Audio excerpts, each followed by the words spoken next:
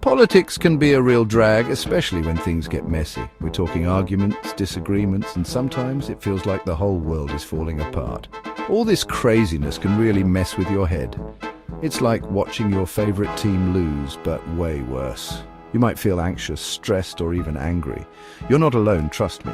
Politics impacts everyone, whether you're a news junkie or just trying to survive the day.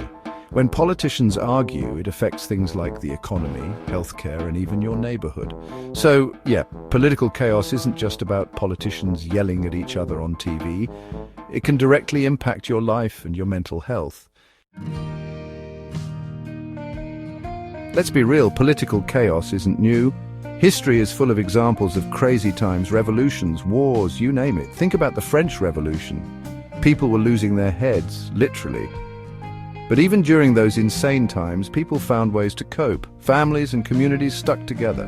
They focused on the things they could control, like putting food on the table and taking care of each other. Remember the Cold War? Talk about stressful, but people still lived their lives, had families, and found reasons to hope.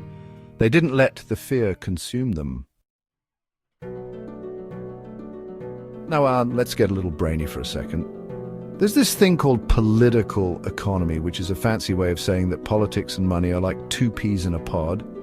They influence each other, and sometimes they create those stressful situations we're talking about. For example, when the economy goes south, people get nervous and politicians start pointing fingers. It's a vicious cycle. Understanding this connection can help you make sense of the chaos and maybe feel a little less stressed. So how do you stay sane when the world feels like it's going bonkers? First off, unplug from the constant news cycle.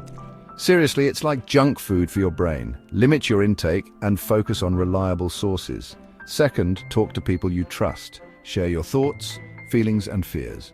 Bottling things up only makes it worse. Third, find healthy ways to cope with stress. Exercise, meditation, or even just hanging out with loved ones can make a world of difference. And remember, you're not alone. We're all in this together.